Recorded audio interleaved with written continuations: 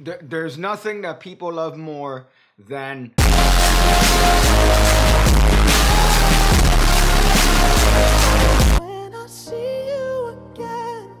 So there's nothing that people love more than color changes. So today I'm going to show you guys a trick that uses color changes. So now you have a bunch of color changes. You don't know how to use them. You don't know if to have a card picked. You don't know if to just show them to a spectator and maybe get a little bit of that action after. I'm going to show you guys some a hot trick you could do with color changes. So we need a card selected. Here, let's say we actually need a two cards selected. This is one of those tricks that goes above and beyond magic. And while the spectator is doing this, you take out the jokers from the deck in whatever way you want. Let's see if I could. Oh yeah, right there.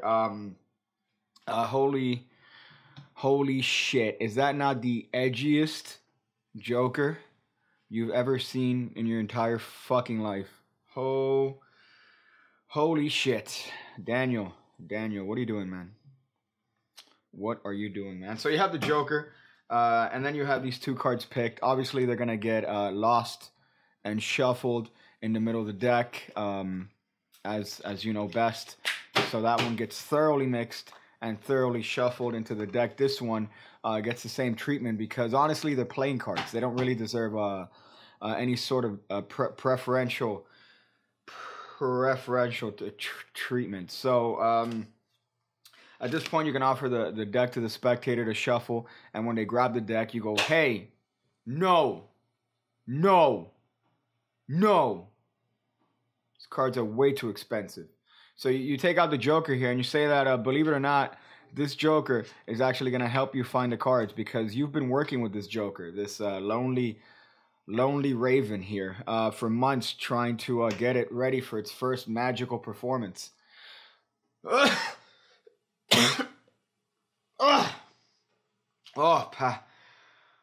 Patter.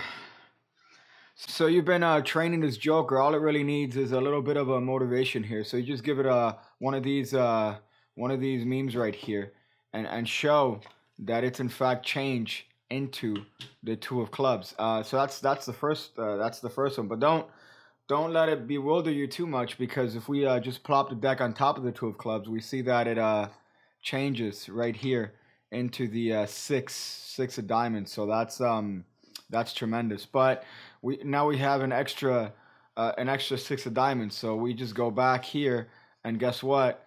We go back to the joker. We go back to the joker because now the deck is regular, and the spectators could look at it, and right when they touch you, you go, no! Daniel Matteson did not shed his blood making this deck for you to be able to touch it, you peon bullshit. You fucking anemic cunt. Fuck. So that's the trick. It's an easy trick to do, but it provides the necessary reasoning as to why you're doing color changes. A lot of times people just do color changes, honestly, because they can. So this trick kind of provides you a little bit of a routine for that, and that's all we need in Magic. More routine. So for this, you can have the deck mixed and shuffled by yourself. Obviously, you don't want the spectators touching this expensive deck. You could take out the joker beforehand if you want. You could comment on how edgy it is, how the person that made this deck is always, he actually lives in black and white. When you see him, he's not actually in color. He's always wearing fur for some reason. So you can make some comment about that. But ultimately, you have two cards selected here freely. And if you haven't figured it out, these cards are going to get controlled to the deck in whatever way you want. By the deck, I mean the top of the... So you control these two cards to the top of the deck. Just for the sake of completion, I do a one-handed cut here, just because I can. I put the two of spades here in the middle. I press down with my thumb. What that does is that creates a break, a little bit of a break there with your thumb. Then you could grab the bottom half of that, grab everything above the break there, below the break, sorry, put it to the top, and guess what? You have your two cards on top of the deck, ready to be made love to. by this sweet, sweet routine. So as you draw attention to the Joker, what am I doing with this hand? That's right, I'm getting a pinky break. You can do it in whatever way you want. You could do a Harvey Rosenthal buckle here. You could do a Darwin Ortiz pinky pull down here. You could do a standard Ed Marlowe, Di Vernon, Robert Kirkpatrick Johnson pushover and push back. Simple as that, and you get a break. Those are all your methods. While you're showing the Joker here, and you're gonna do the shake change, which this provides me a good opportunity to talk about this maneuver. So the shake change essentially is you're grabbing the bottom right corner and the upper left corner here with the middle finger and the thumb here at the back. This forefinger is going to be positioned in the middle, but really it's going to ultimately spin this card over as you shake the card. So I've seen this done in many different ways. I've seen it done wrong a lot. But as far as what you need to do to make this color change happen and get the spectators the most wet is as you are shaking the card, in that blur, that's when you want to spin the card over. So in that blur, that's when you want to spin the card over, because then it seems like the Joker is just morphing into the two of spades. Now, again, there's a discrepancy here because your finger started off like this. So I wouldn't want to place a lot of emphasis on that in the beginning. Now, again, because of there's camera stuff happening here. So you get to see sort of that action with this because of the frame and the frames per second. But in real life, it looks like the Joker just morphs slowly into the two of spades. Some people do the spin in the first one. I don't like that. And you shouldn't do it that way because I say so. Because I said so. Because I said so. But some people do it like that. Depends on your preference. I prefer to do it in the middle of the whole thing. So you spin you're doing this this gesture that will no doubt remove the monetization from the video. And in the middle of that, that's when you do the shake change. But you don't want to do it too long because then the spectators assume you're doing something else. So while that's happening, while you're doing the shake change here, you're getting another little bit of a pinky break below the next selected card. So you do this, you regrip, and then you could show the card, the Joker, to have changed. And you go, oh, but now we're in a predicament because we have two cards selected. And here you're going to do a flip-flop color change by Paul Harris. Notice the crediting, cunts. So the flip change here, the flip-flop change. You're going to grab all three cards here. And you're going to grab them and pull them to the right. So you're going to drag them on the deck to remain as square as possible. I don't know how many times I see people do similar things and then they're spreading all over the place. You're ruining magic, you fuck. So you put the cards and you spread them here towards the right. You're going to plop this deck on top of those cards and quickly flop the whole thing back.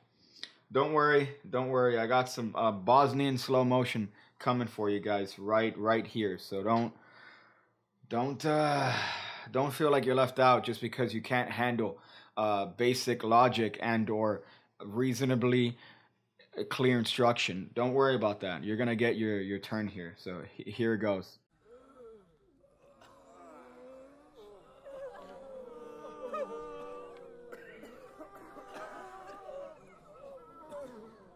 Oh man, that was so fresh. You should hit that like button and the submarine button. And you should buy the shirt and check it on Patreon. You should do all those things because that production value was so dank and so good. Man, I wish other people were just like you, PigCake. That's insane. Oh man, if only. Oh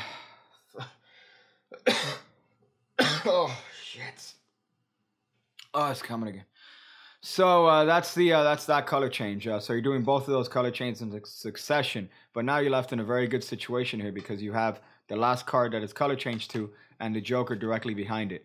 Now what you could do here is if you pull up with your thumb on the side of the deck here, because there's a natural break here, there's a natural break between these two cards and the rest of the deck, you'll lift up these two cards with your fingertips here, which facilitates the break and allows you to show the card in a very clear and clean fashion, much like so you could show the 5 of clubs here and say, oh, but now we have a predicament because we have two 5 of clubs in the deck.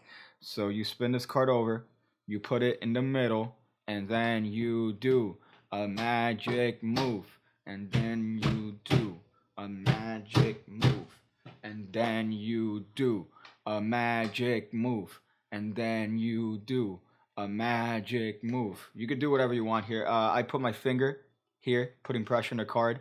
I grab this other finger, and I just use the fulcrum and the pivot point here to revolve this card, which allows for a little bit of a magic move.